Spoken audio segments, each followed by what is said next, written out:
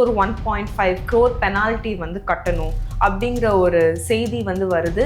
Madras high court வந்து அவருக்கு அகேன்ஸ்டாக வந்து ரூல் பண்ணியிருக்கிறாங்க. சேயிங் தட் அவர் வந்து அந்த 1.5 crore பெனால்ட்டியை வந்து அப்ஹோல்ட் பண்ணணும் அப்படின்னு சொல்லியிருக்காங்க. சவுத் இந்தியாவிலே அட்வான்ஸ் இன்கம் டேக்ஸ் பே பண்ணுறது எங்கள் தலைவர் விஜய். எம்கே ஸ்டாலின் இருக்கிறாரு, ரஜினிகாந்த் இருக்கிறாரு, கமல்ஹாசன் இருக்கிறாரு, இன்பநிதி இருக்கிறாரு, அங்கே மம்முட்டி இருக்கிறாரு. இது இவ்வளோ மொத்த சவுத் இந்தியாவிலே அதிகமாக டேக்ஸ் கட்டுறவர், அதுவும் அட்வான்ஸாகவே டேக்ஸ் அட்வான்ஸ். இது ரொம்ப ரொம்ப முக்கியம். ஏன் அட்வான்ஸ்ன்னு நான் சொல்கிறேன்னா, 2015 இந்த ரைட் நடக்குது. 2016-17 இருக்குல்ல, அடுத்த வருஷம் அது ஃபினான்ஷியல் இயர் முடியும் போது அதுக்கும் சேர்த்து டேக்ஸ் கட்டிடுறாரு. புரியுதுங்களா? அந்த எக்ஸ்ட்ரா இவங்க சொன்னதுக்கும் டேக்ஸ் கட்டி அது முடிச்சாச்சு. முடித்த பிறகு 2017, 2018, 2019, 2020, 2021, 2022, அப்போ எப்போ இவங்க 6 வருஷம் கழிச்சு ஃபைன் போடுறோம். Income tax have done something wrong. அதுதான் எங்களுடைய கிளைம். இதில் வந்து டேக்ஸ் இவேஷன்ற வார்த்தையே வரக்கூடாது. இதுவரை நீ பார்த்துருக்க சோஷியல் மீடியா போஸ்ட்டாக இருக்கட்டும், டெலிவிஷன் போஸ்ட்டாக இருக்கட்டும், டெலிவிஷன் டிபேட்ஸாக இருக்கட்டும், என்ன நடக்குது? இது ஆப்வியஸா எப்போ போல ஸ்பின் பண்ற மாதிரி ஸ்பின்னிங் இட். அப்போ பொதுமக்களுக்கு என்ன செய்தி போய் சேரும்? இல்லப்பா, டாக்ஸ் எவேஷனே கிடையாது, எல்லாத்தையும் பே பண்ணியாச்சு, பே பண்ண 5 வருஷத்துக்கு அப்புறம் இவன் பெனால்ட்டி போடுறது தப்பு. இதை யாராவது பேசுறாங்களா? இப்போ மாஸ்டர் படம் ஷூட்டிங் அப்பயும் ரைடு பண்ணி இன்ச்சு அலசுறாங்க. ₹1 வீட்டிலேருந்து கிடைக்கல. யார் வீட்டிலேருந்து? தலைவர். ஒரு கிளீன் சிட்டு ஒன்னே பார்க்கலன்னு பண்ணாங்க. எப்பப்பெல்லாம் படம் வருதோ ஏதாவது ஒரு பிரச்சனை வரும். குறிப்பா இன்கம் டாக்ஸ் எப்பப்பெல்லாம் ஸ்பீச் பேசுறாரோ ஏதாவது அப்பெல்லாம் பிரச்சனை வரும். இப்போ வந்து எப்படி இந்த ஐ திங்க் வேலூர் மாநாடுக்கு தடை. ஏன்? சிஎம் அங்க வராரு. சிஎம் வந்து போறாருயா. கார் வாங்கின கேஸ்ல சிங்கிள் ஜட்ஜி இஷ்டத்துக்கு கமெண்ட் பாஸ் பண்ணிட்டாரு. உங்களுக்கெல்லாம் அந்த இன்னொரு ஜட்ஜி பாஸ் பண்ணார் இல்லையா, தலைமை பண்பு இருக்கா, அது இருக்கான்னு பயங்கரமாக இப்போ கேட்டார்ல, அதே மாதிரி ஒரு ஜட்ஜு வந்து பேசிட்டாரு. அதை எதிர்த்து போய் அந்த ஜட்ஜு பேசினதெல்லாம் அந்த நீதிமன்ற தீர்ப்புலேருந்து நீக்கணும்னு சொல்லிட்டு அதையும் வந்து அதுலேயும் அந்த கேஸ்லையும் வின் பண்ணி அதுலேயும் நிரபராதின்ட்டு ஒவ்வொரு முறையும் he is fighting through the court and proving that he is very very genuine and honest man. 2023 இதே இன்கம் டேக்ஸ் வந்து ஏவா வேலுன்னு ஒருத்தர் வீட்டில் ரைடு பண்ணுது. ஓகே. அவர் வீட்டில் 22 கோடி கேஷ், அன்அக்கவுண்டட் கேஷ். டிஎம்கே மினிஸ்டர்ல முக்கியமான துறை ஹைவேஸ் அண்ட் பிடபிள்யூடி. அது காசு கொற்ற துறை. அந்த கொற்ற துறையில் அவர் வந்து 22 கோடி வீட்டிலேருந்து எடுக்கிறாங்க. அதை பற்றி இவங்க டிபேட் பண்ணுவாங்களா? நம்ம முதல்வர் ஒரு farmer மினிஸ்டரும் farmer சிஎம்மும் farmer deputy சிஎம்மு chief மினிஸ்டருடைய பையனாக இருந்துட்டு அவங்க மாதம் சம்பாதிக்கிறது 2.5 லட்சம்னும் போது எப்படிமா அது ரெட் பிக்ஸ் இன்கமே அதை விட ஜாஸ்தியாக இருக்குமேம்மா. இந்த சலசலப்பு 2 நாளைக்கு தான் இது. இந்த சலசலப்பு வந்து என்ன, இதை வச்சு இவங்க பேசுவாங்க, அரசியல் பேசுவாங்க. அரசியல் பேசிட்டு என்ன பண்ணுவாங்க, மறுபடியும் தீர்ப்பு வரும்போது போயிட வேண்டியதான். Okay.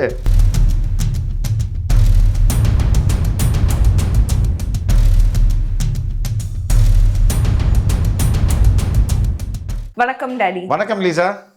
You look very pretty today. Thank you daddy. புது ஹேர் கட். சரி, okay. Coming to the topic of discussion. Vijay அவர்கள் மீது பல விஷயங்கள் வந்து இன்னும் இதுவரையும் சொல்லிட்டு இருக்காங்க. அவர் கொலைக்காரர் அப்படின்னு சொன்னாங்க. அவங்க வந்து ஒரு நல்ல ஆட்சி கொடுக்க மாட்டாங்க, ஐடியாலஜி இல்லை, பல விஷயங்கள் வந்து அவர் மேல வந்து திணிச்சிட்டு இருந்தாலுமே வந்து அது எல்லாமே கொஞ்சம் கொஞ்சமா மீண்டு வந்து அவர் வந்து தன்னைத்தானே வந்து ஒரு பிரைம் லீடராக வந்து எஸ்டாப்ளிஷ் பண்ணிட்டு இருந்திருக்காங்க.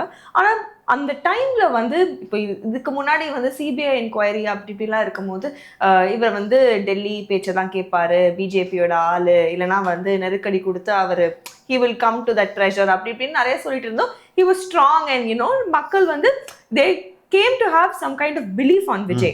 ஆனா இப்ப மறுபடியும் வந்து இன்னொரு ஒரு சிக்கல், ஒரு ப்ராப்ளம் என்னன்னா, he's a tax evader அப்படின்னு வந்து ஒரு நரேட்டிவ வந்து வரி ஏய்ப்பு செய்து விட்டார் விஜய். எஸ், அப்படிங்கிற ஒரு நியூஸ் வந்து வருது. அதாவது அவர் வந்து ஒரு 1.5 crore பெனால்ட்டி வந்து கட்டணும் அப்படிங்கிற ஒரு செய்தி வந்து வருது. மெட்ராஸ் ஹைகோர்ட் வந்து அவருக்கு அகேன்ஸ்டா வந்து ரூல் பண்ணியிருக்கிறாங்க, சேயிங் தட் அவர் வந்து அந்த 1.5 crore பெனால்ட்டியை வந்து அப்ஹோல்ட் பண்ணணும் அப்படின்னு சொல்லியிருக்காங்க. ஸோ இதுக்கு எல்லாமே ஒரு பேக் ஸ்டோரி கண்டிப்பாக இருக்கும். ஸோ இது நமக்கு இவ்வளோ தகவல் வந்து கிடைக்கும் போது நமக்கு என்ன தெரிஞ்சதுக்குன்னா, இது வந்து திஸ் டிட் ஹேப்பன் போன வருஷமோ அதுக்கு முந்தின வருஷமோ நடந்த பிரச்சனை இல்லை, இதுக்கு முன்னாடி ஒரு கதை இருக்கு அப்படின்னு. ஸோ அதை மட்டும் சொன்னீங்கன்னா ரொம்ப நல்லா இருக்கும். ஏன்னா இது ஒரு நல்ல வாய்ப்பு. சரி, சவுத் இந்தியாவிலே அட்வான்ஸ் இன்கம் டேக்ஸ் பே பண்ணுறது எங்கள் தலைவர் விஜய். சவுத் இந்தியாவிலே ரொம்ப அதிகமாக. அப்போ ஒன் இண்டிவிஜுவல் இங்கே வந்து சவுத் இந்தியாவுக்குள்ள யாரெல்லாம் இருக்கிறாரு? எம்கே ஸ்டாலின் இருக்கிறாரு, ரஜினிகாந்த் இருக்கிறாரு, கமல்ஹாசன் இருக்கிறாரு, இன்பநிதி இருக்கிறாரு, அங்கே மம்முட்டி இருக்கிறாரு. இது இவ்வளோ மொத்த சவுத் இந்தியாவிலே அதிகமாக டேக்ஸ் கட்டுறவர், அதுவும் அட்வான்ஸாகவே டேக்ஸ் அட்வான்ஸ், இது ரொம்ப ரொம்ப முக்கியம். ஏன் அட்வான்ஸ்ன்னு நான் சொல்கிறேன்னா, அட்வான்ஸாகவே டேக்ஸ் கட்டுறவர் எங்கள் தலைவர் விஜய். இப்போது இந்த ஃபினான்ஷியல் இயர்ஸ்ன்னு சொல்லுவாங்க இல்லையா, அது 2015 to 16, 2016-17 இப்படி தான் இது வந்து கட்டுவாங்க. இப்போது இந்த புலி படம் நேரத்தில் இன்னொன்று சொல்லிக்கிறேன், எப்பப்பெல்லாம் தலைவருடைய படம் ரிலீஸ் ஆகி வருதோ அப்போல்லாம் ஏதாவது ஒரு பிரச்சனை வரும். உனக்கு இப்போ கடைசியாக என்ன நடந்தது தெரியும். புலி படம் வரும்போது திடீர்னு ரைடு வரும்போது ஒரு 5 கோடி வந்து கேஷாக வாங்கியிருக்கிறது தெரிய வருது. ஓகே, இதுக்கு வந்து சரி, ஓகே, 5 கோடி கேஷாக வாங்கியிருக்கிறது ஃபைன். 2015-16 2015 இந்த ரைட் நடக்குது. 2016-17 இருக்குல்ல, அடுத்த வருஷம் அது ஃபினான்ஷியல் இயர் முடியும் போது அதுக்கும் சேர்த்து டேக்ஸ் கட்டிடுறாரு. புரியுதுங்களா? அந்த எக்ஸ்ட்ரா இவங்க சொன்னதுக்கும் டேக்ஸ் கட்டி அது முடிச்சாச்சு. முடித்த பிறகு 2017, 2018, 2019, 2020, 2021, 2022 அப்போ எப்போ இவங்க 6 வருஷம் கழிச்சு ஃபைன் போடுறாங்க. ஓகே, இதுக்கு ஆல்ரெடி டேக்ஸ் எல்லாம் இப்போ எத்தனை கோடி டேக்ஸ் இவேஷன் எல்லாம் சொல்றாங்க? 1 இவேஷன் வந்து 15 crores அப்படின்னு 15 கோடி நம்ம எவேட் பண்ணிட்டு, யாராவது வந்து சரி 15 கோடி நீங்க ஏமாத்திட்டீங்க, 1.5 கோடி கட்டிருங்க அப்படின்னு கவர்மெண்ட் சொல்லுமா? அப்படி சொன்னா எல்லாரும் ஓகே ஜாலியா, 15 கோடிக்கு 1.5 கோடி தானம்மா, 10% தானே வருது, 10% நீ வந்து பெனால்ட்டி கட்டிட்டு போயிட்டே இருப்பானே அவன். புரியுதா? இப்போ இதில் டேக்ஸ் எவேஷனே கிடையாது. அதை அந்த ஃபினான்ஷியல் இயர்லேயே வாலண்டியராக போய் கட்டி என்ன பண்ணிட்டாங்க, அதை கிளியர் பண்ணிட்டாங்க. ஆனால் 2016-17 ஃபினான்ஷியல் இயர்லேயே அதை கட்டின பிறகு 2022 இங்கே வந்து ஃபைனுன்றதை போடுறாங்க. ஓகே, அப்போ சட்டத்தில் என்ன சொல்லுதுன்னா, சட்டம் வந்து என்ன சொல்லுதுன்னா, நீங்கள் இந்த 2019 இதை போட்டிருக்கணும் அதிகபட்சம். ஏன்னா இது 2015 நடந்த ஒரு இஷ்யூ இல்லை. ஆமாம், அதாவது இந்த ப்ராசஸ் வந்து இந்த initiating penalty processing under section 271 AAB dated is 11/12/2018. அப்போ தான் உங்களுக்கு அதுலேருந்து 6 மாதத்துக்குள்ளே அதை வந்து என்ன பண்ணிடணும், பெனால்ட்டி போட்டுடணும். ஆனால் இவங்க இஷ்டத்துக்கு டேக்ஸையும் கட்டிட்ட பிறகு அந்த ஃபினான்ஷியல் இயர்லேயே டேக்ஸை கட்டியாச்சு, அந்த நிதியாண்டிலே அதுக்கு எவ்வளோ வரி வருமோ அதெல்லாம் கட்டிட்ட பிறகு 2017 அப்புறம் 2022 கொண்டு வந்து இவங்க ஃபைனுன்னு போடுறாங்க. இது சட்டத்துக்கு புறம்பானது. இதே கேஸை ஃபஸ்ட்டு வந்து ஒரு நீதியரசர் அனிதா சுமந்த் அப்படின்றவங்க ஸ்டே கொடுத்துருக்காங்க. ஏங்க இப்போ ஃபைன் போட்டது தப்பு அப்படின்னு சொல்லியிருக்காங்க. இதில் கூட 9ஆம் நம்பர் பாயிண்ட் ஆஃப் டிஸ்பியூட்ன்றதை படிங்க.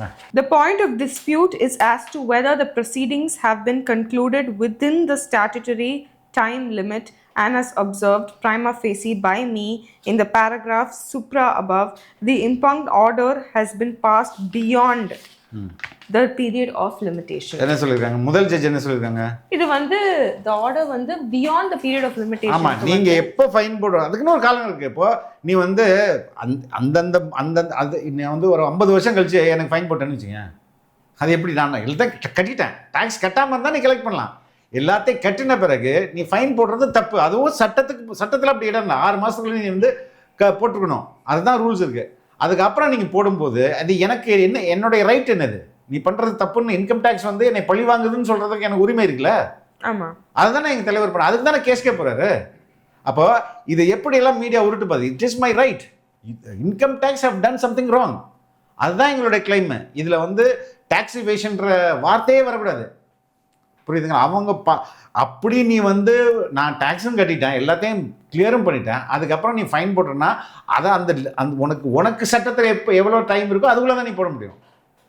இவ்வளோ வருஷம் அப்புறம் நீ போட முடியாது அப்படின்றது தான் எங்களோட ஆர்குமெண்ட்டு. ஃபஸ்ட்டு ஜட்ஜு இது வந்து எங்களை தலைவர் விஜய்க்கு சாதகமாக தீர்ப்பு கொடுத்துருக்காங்க. ரெண்டாவது ஜட்ஜு டாக்டர் நீதியரசர் செந்தில்குமார் அப்படின்றவர் எங்களுக்கு எதிராக தீர்ப்பு கொடுத்துருக்காரு. அவருடைய அந்த ஆபரேட்டிவ் போர்ஷன் படிங்களா, நான் மார்க் பண்ணிக்கிறேன். However, the judge added, he did not examine the other grounds of imposition of penalty opposed by the petitioner. He left the order open for however, அது ரொம்ப முக்கியம். However, the judge added he did not examine the other grounds of imposition of penalty opposed by the petitioner. எங்க தரப்பை நான், அதாவது petitioner இருக்குல்ல விஜய் அவர்கள், தாவேக தலைவர் விஜய் தரப்பை நான் இதுல வந்து எதுக்காக அவங்க அப்ஜெக்ட் பண்றாங்கன்றதை நான் எடுத்துக்கவே இல்லை அப்படின்னு சொல்லியிருக்காரு இல்லையா? Yes, அவரே சொல்லியிருக்காரு. அப்படிதான் அதுக்கு அர்த்தம். மறுபடியும் என்ன படிங்க. However, the judge added he did not examine. However, the judge added, மேலும் நீதிபதி கூறியதாவது, he did not examine the other grounds of imposition. நிறுத்துங்க. By the of penalty opposed by the he did not examine the other grounds of imposition of penalty opposed by the petitioner. நாங்க எதிர்த்தரப்பு வாதத்தின் முக்கியமான விஷயம் அவங்க என்னென்ன எதிர்த்தாங்களோ அதை நான் கண்டுகொள்ளவில்லை அப்படின்னு சொல்லிட்டு ஆர்டர் போடுறாரு. போட்டுட்டு he left the order open for the petitioner to assail the impugned order of penalty before the appellate authority on grounds other than the limitation. Okay, ரொம்ப அழகா அந்த ஜட்ஜு சொல்லியிருக்காரு. எப்பா எனக்கு தெரிஞ்சு நீ கட்டுங்கப்பா, நீ என்ன சொல்கிறதெல்லாம் நான் கேட்க மாட்டேன், நீ என்ன சொல்ல வர அதெல்லாம் நீ மேற்கோர்ட்டில் போய் பார்த்துக்க, நீ வந்து அப்பீல் பண்ணிங்க சுப்ரீம் கோர்ட்டுக்கு. அப்பீலேட்னா அவங்க அதுக்கடுத்த மேல் கோர்ட் தான் போகணும். இப்போ வந்து இங்கே வந்து பெஞ்சில் போகலாம், இப்போ 2 நீதியரசர்கள் இருக்கிற பெஞ்சில் போகலாம், அப்படி இல்லைன்னா நேராக சுப்ரீம் கோர்ட் போகலாம். இப்போ இது வந்து ஃபைனல் ஆர்டர் கிடையாதுல்ல, இது இன்ட்ரீம் தானே. ஆமாம். இப்போ இந்த உண்மைகளை இந்த மீடியா பேசுதா? எப்போ எங்கள் தலைவர் நான் வந்து ஊழல் செய்ய மாட்டேன், ஊழல் செய்யவும் விட மாட்டேன்னு சொன்னாரோ விதின் a வீக்கில் இந்த கேஸ் வருது. அந்த கேஸில் வந்து இப்படி நீதிபதி தீர்ப்பு கொடுத்துறாரு. ஆனால் இதுவும் ஃபைனல் கிடையாது, நீங்கள் வந்து மேல்கோர்ட்டில் போய் பாருங்கன்னு சொல்கிறாரு. இதுவரை நீ பார்த்துருக்க சோஷியல் மீடியா போஸ்ட்டாக இருக்கட்டும், டெலிவிஷன் போஸ்ட்டாக இருக்கட்டும், டெலிவிஷன் டிபேட்ஸாக இருக்கட்டும், என்ன நடக்குது?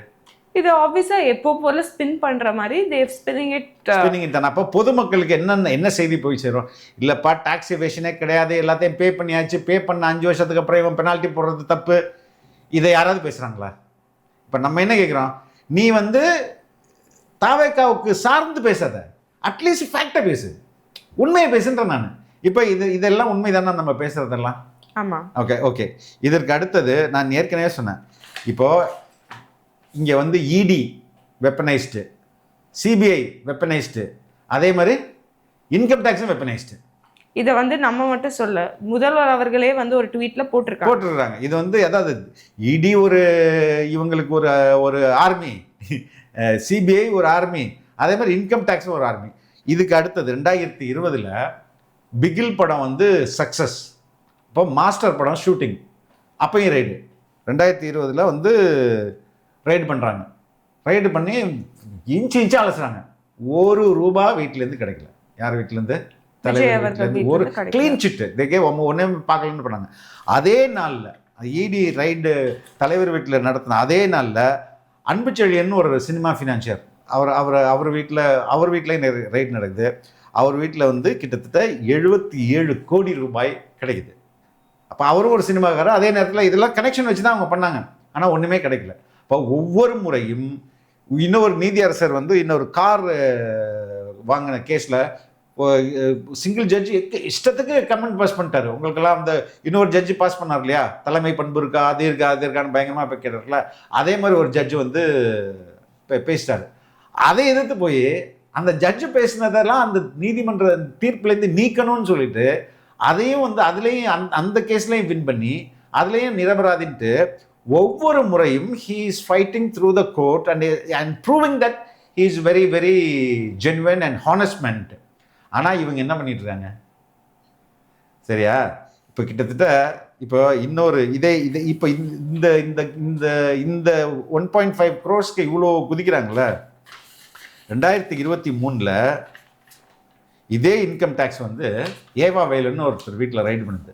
ஓகே. அவர் வீட்டில் 22 கோடி கேஷ், அன்அக்கவுண்டட் கேஷ். டிஎம்கே மினிஸ்டர்ல முக்கியமான துறை ஹைவேஸ் அண்ட் பிடபிள்யூடி, அது காசு கொற்ற துறை. அந்த கொற்ற துறையில அவர் வந்து 22 கோடி வீட்டுல இருந்து எடுக்கிறாங்க. அதை பத்தி இவங்க டிபேட் பண்ணுவாங்களா? அப்போ அதுக்கு அடுத்தது பார்க்க போனோம். இப்போ இன்னொன்னையும் பார்ப்போம். நம்ம முதல்வர் இப்போ 2021 தேர்தல் இருக்குல்ல, அதுல வந்து ஃபார்ம் 26ன்னு ஒன்று இருக்கு. அந்த ஃபார்ம் 26ல உன்னுடைய சொத்து விவரங்களை எல்லாம் குறிப்பிடணும். இன்கம் டேக்ஸ் எவ்வளோ கட்டுறன்னு குறிப்பிடணும். அப்போ அவர் கட்டியிருக்க இன்கம் டேக்ஸ் வருமா, அவரும் மனைவி 2 பேருக்குமே சொல்லணும். அப்போ 2019லேருந்து 20, அதை 2021ன்னா அதுக்கு முந்தான ஆண்டு தானே சொல்லணும். அவர் இன்கம் டேக்ஸ் இன்கமாக மொத்த வருமான வரி கணக்கில் காட்டப்பட்ட வருமானம், அவருடைய மொத்த வருமானமே ஒரு வருஷத்துக்கு 28,78,000 ரூபாய். 20 lakhs, ஆல்மோஸ்ட் ஒரு 2 lakhs per month வருமா? ஆமாம், 2 lakhs per month வரும். 26 lakhs per மீன் 2 லட்சம் கிட்ட ஒரு மாதம் அவர் சம்பாதிக்கிறாருன்னு போட்டிருக்காங்க. அவங்க ஒய்ஃப் வந்து துர்கா ஸ்டாலின் அவர்கள் 4 லட்சம் பர் ஆனம் 4 லட்சம் சம்பாதிக்கிறதா போட்டிருக்காங்க. இது வந்து நம்பக்கூடியதாக இருக்கா? ஸோ சிஎம் வந்து 2019-20 28,78,120 ரூபாய் அவருடைய இன்கம்மாக ஒரு வருஷத்துக்கு காட்டியிருக்கிறாரு. இப்போ மாதத்துக்கு 2,33,000 ரூபாய் வருது. அவங்க ஒய்ஃப் வந்து 4,73,000 ரூபாய் காட்டியிருக்காங்க. அவங்களுடைய மந்த்லி இன்கம் வந்து ஒரு 40,000 வருதுன்னு வச்சுங்க. அப்போ ரஃபாக ஒரு 2,50,000 ரூபாய் ஒரு ஒரு ஒரு ஒரு farmer மினிஸ்டரும் farmer சிஎம்மும் farmer deputy சிஎம்மு chief மினிஸ்டருடைய பையனாக இருந்துட்டு அவங்க மாதம் சம்பாதிக்கிறது 2.5 லட்சம்னும் போது எப்படிமா அது ரெட்பிக்ஸ் இன்கமே அதை விட ஜாஸ்தியாக இருக்குமேம்மா, 10 மடங்கு. ஆமாம். இது எப்படி இதை இப்போ யார் இன்கம் டேக்ஸ் ரொம்ப லேமேன் பார்வையில் பாரு, யாரை இன்கம் டேக்ஸை ஏமாத்துறாங்க இதுலேயே தெரியுதா இல்லையா? இது ஒரு பக்கம் இருக்கும்போது காமெடியெல்லாம் இருக்குது. இப்போ கையில் இருக்கிற தொகை, அன்னைக்கு பேங்க்கில் இருக்கிற கையில் இருக்கிற தொகை சிஎம் கிட்ட 50,000 ரூபாய் இருந்திருக்கு, அவங்க ஒய்ஃப் கிட்ட 25,000 ரூபாய் தான் இருந்திருக்கு, வேற காசே இல்லை அவங்கள்ட்ட கையில். அதே மாதிரி பேங்க்கில் இருக்கிறது டெபாசிட்டு, ஃபிக்ஸட் டெபாசிட் வந்து 31,24,000 ரூபாய் பேங்க்கில், ஒரு பேங்க்கில். அதுக்கு இன்னொரு பேங்க்கில் வந்து 15,08,000 ரூபாய். ஓகே. இன்னொரு பேங்க்கில் வந்து ஒரு 80 லட்சம். அப்போ இவங்க வாங்குறதெல்லாம் வந்து சம்பாதிக்கிற காசு சாப்பிட்றதெல்லாம் கிடையாது, செலவு பண்ணுறதுலாம் கிடையாது, அப்படியே சேமித்து ஃபிக்ஸட் டெபாசிட்டில் போட்டு இவ்வளோ பணம் வச்சுக்கிறாங்க. இந்தியன் பேங்க்கில் வந்து ஒரு 2,89,000 ரூபாய் தேர்தலுக்காக தொடங்கப்பட்ட எலெக்ஷன் கணக்குல அதுக்காக வந்து தொடங்கப்பட்ட ஒரு வங்கி கணக்கில் 30,000 ரூபாய். அப்போ சொத்து கண்டிப்பாக ஒரு வீடு இருக்கும். வீடெல்லாம் காட்டல. சொத்து மதிப்பு வந்து அஞ்சகம் தயாளம்மாள், அது அஞ்சகம் அறக்கட்டளையில் வந்து ஒரு 1,08,000 ரூபாய் அஞ்சகம் ட்ரஸ்ட்டில், தயாளம்மா ட்ரஸ்ட்டில் ஒரு 20 லட்சம். அதுக்கு அடுத்தது மொத்த சொத்து மதிப்பு ஒரு 4 கோடி 5 கோடி ரூபாய், 5 கோடி வந்து சொத்து மதிப்பு. அதில் வந்து அசையும் சொத்து வந்து அசையும் சொத்தே நம்ம சிஎம்கிட்ட இருக்கிறது கிட்டத்தட்ட 5 கோடி ரூபாய் அசையும் சொத்தே வச்சுருக்காங்க. அசையும் சொத்துனா என்னது? மூவபிள் அசெட்ஸ்னா என்னது? காரு, ஜுவல்லரி, இதெல்லாம் வந்து அசையும் சொத்து. அவங்க மெஸ்ஸஸ் கிட்ட துர்கா ஸ்டாலின் கிட்ட அவங்க வந்து ஒரு 3 கோடி ரூபாய் வச்சுருக்காங்க. இப்போ 3 கோடி ரூபாய் தான் இவங்கள்ட்ட சொத்து இருக்குது, 5 கோடி ரூபாய் தான் சொத்து இருக்குன்னா இப்போ மாதம் 2.5 லட்சம் தான் சம்பாதிக்கிறாங்கன்னா எப்படிமா இது எப்படி? இது இப்போ எங்கள் தலைவர் மாதிரி இவங்க வந்து அட்வான்ஸாக டேக்ஸ் பண்ணி க்ரோர்ஸில் டேக்ஸ் பே பண்ணுறாங்க இல்லை. அப்போ இவங்க உண்மையாக இல்லைன்னு தெரியுதா? இந்த அரசு எவ்வளோ வந்து ஊழல் அரசு அப்படின்றதுக்கு ஒரே ஒரு எக்ஸாம்பிள் மட்டும் சொல்லுவோம். ஐ திங்க் ரீசெண்டா வந்து வைத்தியலிங்கம் அவர்கள் ஜாயின் பண்ணாருமா. ஆமா, வைத்தியலிங்கம். ஆமா, வைத்தியலிங்கம் வந்து ஒரு பேசிக்கா அவர் வந்து ஒரு பெருங்குளத்தூர்ல லேண்ட் அலாட் அவர் ஹவுசிங் மினிஸ்டராக இருக்கார். 2011லேருந்து 2016 வரை ஹவுசிங் மினிஸ்டராக இருக்கார். அந்த ஹவுசிங் மினிஸ்டராக இருக்கும்போது அவர் வந்து ஒரு ஐடி பார்க்குக்கு லேண்ட் அலாட் பண்ணுறாரு, பர்மிஷன் அலாட் பண்ணுறதுல அவர் மேலே 27 கோடி ரூபாய், 28 கோடின்னு வச்சுக்கேன், 28 கோடி ரூபாய் ஊழல். அந்த ஊழல் புகாரை இவங்க வந்து இந்த அரசு 2024 செப்டம்பரில் 2 எஃப்ஐஆர் போடுறாங்க. ஒரு எஃப்ஐஆர் இந்த ஊழல் தொடர்பானது, இன்னொரு எஃப்ஐஆர் தான் ரொம்ப முக்கியம். அவர் மினிஸ்டராக வந்து 2011 ஜாயின் பண்ணுறாரா, அப்போ அவருடைய சொத்து மதிப்பு 36 லட்சம். 2016 அவர் ஆட்சியை முடிக்கும்போது, மினிஸ்டராக முடிக்கும்போது அவர் வந்து அவருடைய சொத்து மதிப்பு 34 கோடி. அப்போ 1000 மடங்கு சொத்து வந்து ஏறி இருக்கு 5 வருஷத்தில். எப்படிமா 1000 மடங்கு சொத்து ஆயிரும்? அப்போ டிஸ்ப்ரொபோர்ஷனேட் ஆஃப் இன்கம் தானே, இன்கம்க்கும் வெல்த்துக்கும் ப்ரொபோர்ஷனேட் இல்லைல்ல. இப்போ இந்த இது ஒரு எஃப்ஐஆர். ஏற்கனவே அந்த ஊழல் அலாட் பண்ணுறதுல அந்த ஒரு எஃப்ஐஆர். அதுக்கப்புறம் இந்த டிஸ்ப்ரொபோர்ஷனேட் வெல்த் அதில் ஒரு எஃப்ஐஆர். இதை யார் போடுறா? ஐ திங்க் டிவிஏசி முதல்ல. டிவிஏசி யாருடையது? தமிழக அரசு. காவல்துறை தான் அதில் ஒரு லஞ்ச ஒழிப்புத்துறை. அதுக்கும் அமைச்சராக இருக்கிறது யாரு? திரு M.K. ஸ்டாலின் தான். அவர் வந்து போலீஸ் துறை அவர்கிட்ட தான் இருக்குது. அப்போ அவருடைய துறையே 2 எஃப்ஐஆர் போடுது. 1000 மடங்கு இவருக்கு சொத்து அதிகமாகிடுச்சுட்டு. அது இல்லாமல் ஒரு ஊழல் வழக்கம் அவங்களே போடுறாங்க. இதுக்கு இடையில இடி வந்து அவருக்கு சொந்தமான ஒரு 100 கோடி ரூபாய் சொத்தை வந்து அதை வந்து அட்டாச் பண்ணிடுறாங்க. ஸ்டாப், இது இங்கே இதெல்லாம் இந்த லஞ்சத்துலேருந்து வந்தது. இப்போ இவர்கள் வந்து நல்ல ஆட்சி தருவாங்கன்னா இவரெல்லாம் எப்படி வந்து கட்சியில் சேர்க்க முடியும்? இது நம்ம முன்னாடியே வந்து கேட்டோம். எதுக்கு இல்லை, இப்போ என்ன பிரச்சனை, எதுக்கு இப்போ இந்த இன்கம் டேக்ஸை தூக்கிட்டு வராங்கன்னா, நான் வந்து ஊழல் செய்ய மாட்டேன், ஊழலும் செய்ய விட மாட்டேன்னு சொன்னார்ல, அதற்காக தான் இந்த இந்த இந்த நெரேட்டிவ்ஸ். இப்போ ஆக்சுவலாக தே கேன் எங்கே வேணாலும் ஃபேக்ட் செக் பண்ணிட்டோம். 2017 வாலண்டியராக தானே முன் வந்து தன்னுடைய சொத்து இவ்வளவு, தன்னுடைய இன்கம் இது இவ்வளவுன்னு சொல்லிட்டு அதை ஃபுல்லாக கிளியர் பண்ணியாச்சு. அதற்கு அப்புறமா இவங்க ஏதாவது ஒரு, அதான் எப்பப்பெல்லாம் படம் வருதோ ஏதாவது ஒரு பிரச்சனை வரும். இது குறிப்பாக இன்கம் டேக்ஸ். எப்பப்பெல்லாம் ஸ்பீச் பேசுகிறாரோ ஏதாவது அப்போல்லாம் பிரச்சனை வரும். இப்போ வந்து எப்படி இந்த ஐ திங்க் வேலூர் மாநாடுக்கு தடை. எஸ், ஏன் சிஎம் அங்கே வராரு? சிஎம் வந்து வந்துட்டு போறாருயா, புரியுதா? இந்த மாதிரி ஒவ்வொரு முறையும் ஏதோ ஒரு வகையில் இவங்க வந்து டிஃபேம் பண்ணுறதையே வந்து வேலையை வச்சுட்டு இருக்காங்க. இல்லை டாடி, இப்போ வந்து அவங்க இந்த மாதிரி ஒரு கேஸ் போட்டுட்டு அதுக்கப்புறம் மெட்ராஸ் ஹைகோர்ட் வந்து விஜய்க்கு வந்து அகெயின்ஸ்டாக வந்து ரூல் பண்ணுறாங்க, வாட் எவர். ஆனால் இப்போ இந்த கேஸ் வந்து மக்களுக்கு வந்து தெரிய வருது. இனிமே பொலிட்டிக்கல் இம்ப்ளிகேஷன்ஸ் அண்ட் இனிமே ஹவு வில் திஸ் இம்பேக்ட் விஜயோட கரியர் அப்படின்னு நீங்கள் நினைக்கிறீங்க? Political career. அதுதான் இது. இட்ஸ் அ பீனட் மணிமா. இதுவே பொலிட்டிக்கலி மோட்டிவேட்டட் தான். பொலிட்டிக்கலி மோட்டிவேட்டட் நீங்கள் வந்து, ஆனால் என்ன அதை செய்தியை பரபரப்பாக்குறாங்களே, அவர் ஏதோ ஊழல் பண்ணிட்ட மாதிரி, அதுதான் ரொம்ப ரொம்ப அன்எத்திக்கலாக இருக்குது. நிச்சயமாக டெஃபினட்டாக இந்த கோர்ட்னா அடுத்த கோர்ட் சொல்ல போகுது. இவரே ரொம்ப நல்லா தான் ரூல் பண்ணியிருக்காருன்னு நினைக்கிறேன். ஆமாம், நான் அதெல்லாம் பார்க்க மாட்டேப்பா. நான் உங்கள் சைடே கேட்க மாட்டேன். நீ என்ன சொல்கிற எனக்கு கவலை கிடையாது, நீ காசு கட்டு, நான் டிஸ்மிஸ் பண்ணுறேன் அப்படின்ட்டு போயிட்டாரு. நீ மேலே போய் பார்த்துங்க, நான் தள்ளி விட்ட மாதிரி தானே ஆகிடுது. டெஃபினட்டாக நான் பர்சனலாகவும் சரி, எங்கள் கட்சியும் சரி, எங்கள் தலைவரும் சரி, அது எல்லாத்தோட நான் பர்சனலாக ஐ ட்ரஸ்ட் ஜுடிஷியரி. ஏன்னா அதை நான் வந்து உண்மையிலே அனுபவப்பட்டிருக்கேன். கடைசி மனுஷனுக்கு கூட சுப்ரீம் கோர்ட் வந்து டே இப்படா போய் படிச்சுக்க அப்படின்னு சொல்லிட்டு போயிடும் இல்லையா? நீ உண்மையான ஜஸ்டிஸ் இருக்கு. எஸ், ஐ திங்க் சந்திராசூட் அவங்களுடைய லாஸ்ட் டே வந்து உனக்கு வந்து ஒரு நீதியை கொடுத்துட்டு தான் கிளம்பிட்டாங்க. ஆமா. So yes, judiciary process is the எப்படி சொல்றது, லாஸ்ட் ரெசார்ட். நம்ம அசைலம் அந்த வார்த்தை யூஸ் பண்ணிருப்பாரு, அசைல் அப்படின்றது. அசைலம் எங்க போய் கேட்கிறோம்? ஜுடிஷியரி கிட்ட தான் கேட்க முடியும். அதனால டெஃபினட்டா இந்தியன் ஜுடிஷியரி, நீ 1000 விமர்சனங்கள் இருந்தாலும் அதுதான் கடைசி ரெசார்ட். அது எல்லா மனிதர்களையும், அதாவது நிரபராதிகளை எல்லா நிரபராதிகளையும் அது காப்பாற்றும். அதனால டெஃபினட்டாக அதில் வந்து எங்களுக்கு ஹோப் இருக்குது, நம்பிக்கை இருக்குது. இந்த சலசலப்பு 2 நாளைக்கு தான் இது.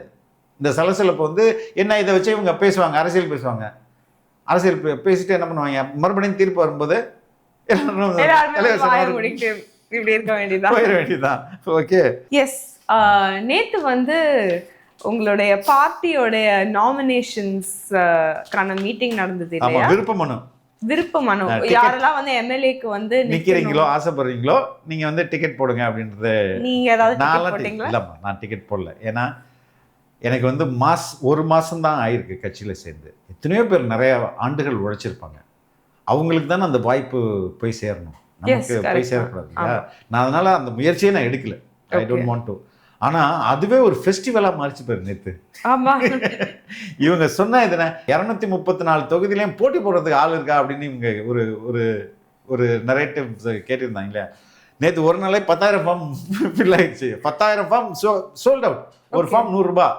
ஓகே, 10,000 ஃபார்ம் வந்து 10,000 ஃபார்ம் முடிஞ்சு போச்சு. இந்த 10,000 ஃபார்ம் ஃபில் பண்ணி கொடுப்பாங்கல்ல மக்கள்.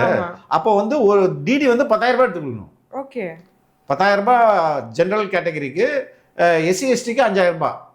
அப்போ ஒரே நாளில் 10,000 ஃபில் பண்ணி எத்தனை லட்சம் ஃபார்ம் விற்க போகுதுன்னே தெரியலையே.